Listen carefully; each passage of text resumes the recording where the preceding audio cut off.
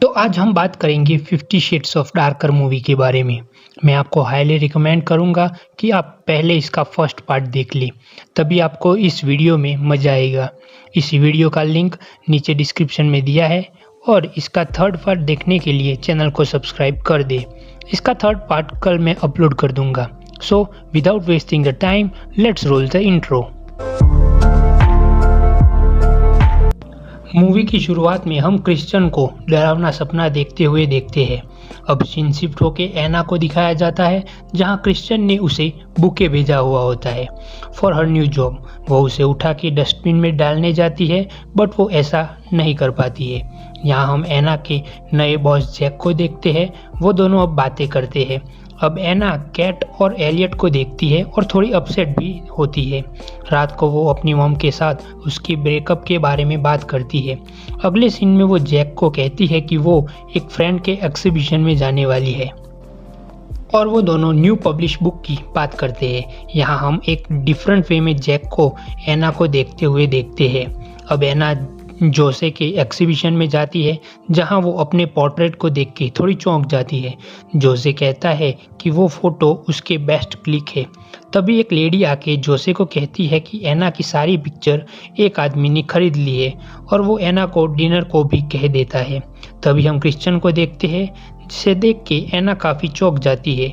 वो पूछती है कि क्या तुमने ये सारी फ़ोटोज़ खरीदे, जिस पे क्रिश्चियन हाँ कह देता है।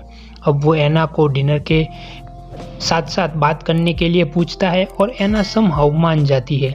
वो जोसे को बाय कहती है और दोनों डिनर के लिए निकल जाते हैं। क्रिश्चियन एना को किस करने की कोशिश करता है, बट पहले जो हुआ उससे एना गुस्से में थी, जिससे वो थोड़ी अनकंफर्टेबल होके ना कहती है। यहाँ वो डिनर का ऑर्डर देते हैं। क्रिश्चियन यहाँ बहुत ही भावुक वे में एना की वापस आने के लिए कहता है। वो एना को बताता है कि वो अब नॉर्मल लवर की तरह रहना चाहता है। क्रिश्चियन कहता है कि वो अपनी पनिशिंग प्लेजर वाली लस्ट पे कंट्रोल कर रहा है और वो उसे अपनी माँ के बारे में भी बताता है। एना क्रिश्चियन को चेंज देख के खुश हो जाती है और वो अब एना को घर पे छोड़ के उसे गिफ्ट देता है और वो दोनों अब किस करते हैं। यहाँ हम एक लड़की को एना को घूरते हुए दिखाई देती है। अब एक लेडी आती है, वो अब जैक के साथ बात करते हैं। अब वो लड़की एना को बुलाती है, लेकिन जैक एना को ले जाता है।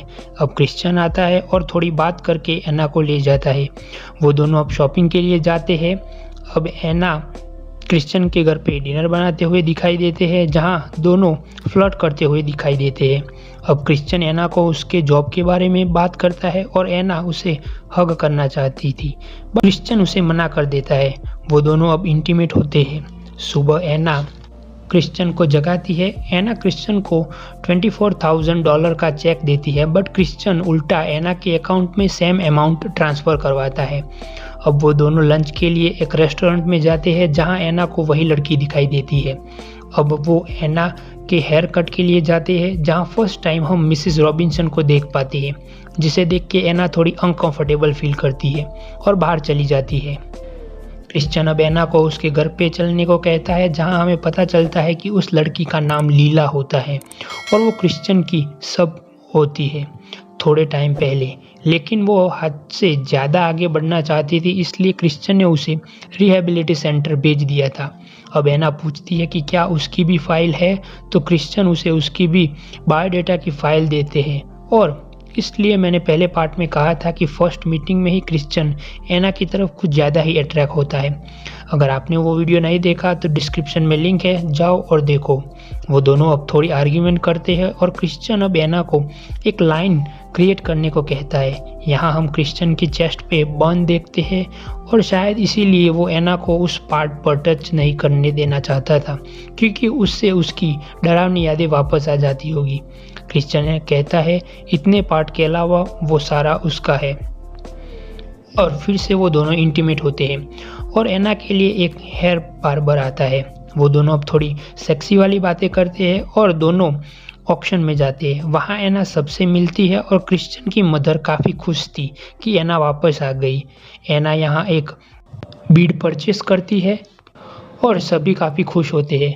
अब वो दोनों जाके फिर से इंटीमेट होते हैं यहाँ एना को क्रिश्चियन की रियल मदर की फ़ोटो मिलती है, बट क्रिश्चियन उनके बारे में कोई बात नहीं करना चाहता था। यहाँ हम किसी आदमी को क्रिश्चियन की फैमिली की फ़ोटो लेते हुए देखते हैं। अब एना को यहाँ मिसेस रॉबिन्सन मिलती है और वो एना को कहती है कि क्रिश्चियन उसे धोखा दे रहा है, वो ऐसा नॉर्मल रह नहीं सकता, जिस पे एना उनको उनकी लाइफ से दूर रहने के लिए कहती है और वहाँ से चली जाती है, जिसे क्रिश्चियन समझ जाता है कि मिसेस रॉबिन्सन ने कुछ कहा होगा। वो दोनों एना के अपार्टमेंट में जाते हैं जहाँ किसी ने एना की कार को डिस्ट्रॉय कर दिया था, जिसे देख एना काफ़ी दुखी हो जाती है। क्रिश्चियन उसे लेके वहाँ से चला जाता है। नेक्स्ट सीन में हम उन दोनों को बात लेते हुए देखते हैं। एना बंस देखते काफ़ी दुखी होती है और क्रिश्चियन से पूछती है, लेकिन क्रिश्चियन उसे पास्ट का इंसिडेंट कह के बात को भूल जाने के लिए कहता है। दूसरी सुबह हम दोनों को यॉट पे देखते हैं जहां एना उसकी मदर के बारे में पूछती है। तब वो कहता है कि वो ओवर ड्रग के डोज के कारण मर गई थी और वो उसके ही पास था। ग्रेस ने क्रिश्चियन को पाल पोस के बड़ा किया था जब उसने क्रिश्चियन को हॉस्पिटल में देखा था। एना खुश होती है कि क्रिश्चियन ने उसे ये बताया। अब वो एक घर को देखते हैं जहां क्रिश्चियन स्टोरी एना को कहता है। और दोस्तों ये घर याद रखना, थर्ड पार्ट में यही घर हमें देखने को मिलेगा। अब क्रिश्चियन एना को ड्राइविंग करवाता है, जिससे एना काफ़ी खुश होती है। अब जैक उसे न्यूयॉर्क जाने के लिए कहता है बुक्स एक्सपो में। एना एंड क्रिश्चियन अब इस बारे में बात करते हैं, जिस पे क्रिश्चियन ऑब्वियस ना कहता है। एना अब क्रिश्चियन के घर पे आती है बात करने के लिए और मिसेस जोन्स उसका वेलकम करती है। एना अब उसी रूम में जाती है और क्रिश्चियन उसे वहाँ से चलने के लिए कहता है। अब वो एक इक्विपमेंट के बारे में बात करते हैं। एना उसको यूज़ करने के लिए कहती है, बट क्रिश्चियन उसे उनके बेडरूम में यूज़ करने के लिए कहता है। वो अब इंटीमेट होते हैं। उसके बाद वो दोनों एना की ट्रिप के बारे में डिस्कस करते हैं और आखिरकार क्रिश्चियन मान जाता है। अब एना अपने ऑफिस में दिखाई देती है और जैक उसे अपने ऑफिस में बुलाता है और एना को सिड्यूस करने की कोशिश करता है, बट एना उनके अखरोट पे लात मार के वहाँ से भाग जाती है, जहाँ नीचे उसे क्रिश्चियन मिलता है जो कि टेलर को कह के सारी सिचुएशन हैंडल कर देता है। अब वो एना को बताता है कि वो लोग जैक को बाहर निकाल देंगे और वो एना को अपने साथ रहने का बोल देता है, काइंड ऑफ मैरिज प्रपोजल। अब नेक्स्ट डे एना की मीटिंग होती है जहाँ पे वो पब्लिशिंग के बारे में बात करते हैं, जहाँ एना अपने आइडिया बताती है। पहले उनको उसका आइडिया पसंद नहीं आता, बट बाहर वो एना को उसका आइडिया अच्छा है ऐसा कहता है और एना को जैक की पोजीशन भी दे देता है। अब एना और क्रिश्चियन एना की प्रमोशन सेलिब्रेट करते हैं और वो दोनों लिफ्ट में ही शुरू हो जाते हैं। बाहर आके वो दोनों किस करते हैं और बाद में पूल गेम खेलने का डिसाइड करते हैं। वो दोनों पूल गेम खेलते हैं और बाद में पूल टेबल पे ही इंटीमेट होते हैं। अब हैना और एना बात करते हैं। अब एना कुछ चीज़ें लेने अंदर जाती है जहां उसे लीला दिखाई देती है। वो गन को शूट करके एना को डरा देती है। तभी क्रिश्चियन आता है और उसे गन उसकी तरफ करने के लिए कहता है। वो गन उसके पास से ले लेता है और उसे नीचे बैठने के लिए ऑर्डर देता है, जिसे देख के एना काफ़ी डर जाती है और वहाँ से चली जाती है और वो सिटी में घूमने लगती है। क्रिश्चियन उसको लेके काफ़ी परेशान हो जाता है। एना वापस आने पर क्रिश्चियन उस पर काफ़ी गुस्सा करता है। वो लीला के बारे में पूछता है और वो दोनों के बीच में काफ़ी बहस हो जाती है।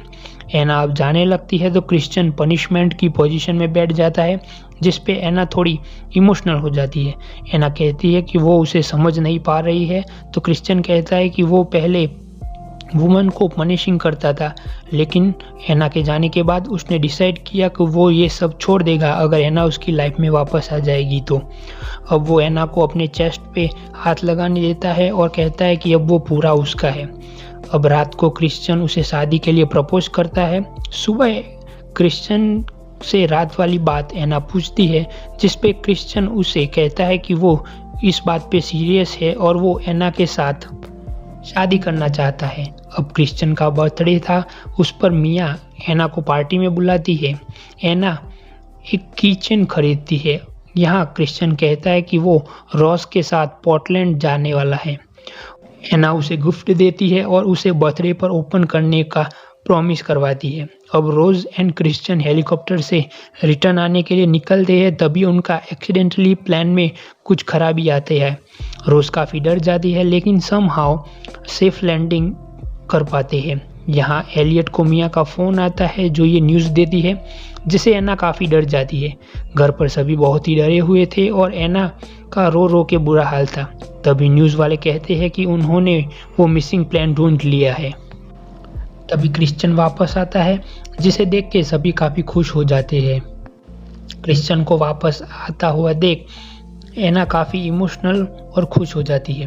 अब सभी डिनर करके गुड बाय कहते हैं और एना क्रिश्चियन को हैप्पी बर्थडे कहती है और उसे वो गिफ्ट ओपन करने को कहती है जिसके पीछे यश लिखा हुआ था, जिसे क्रिश्चियन काफ़ी खुश हो जाता है। अब वो दोनों किस करते हैं और इंटीमेट होते हैं। अगले दिन एना ये बात अपनी मदर को कहती है, जिस पे उसकी मदर काफ़ी खुश होती है। अब पार्टी में मिसेस रॉबिन्सन भी आती है और क्रिश्चियन अब कुछ अनाउंसमेंट करता है।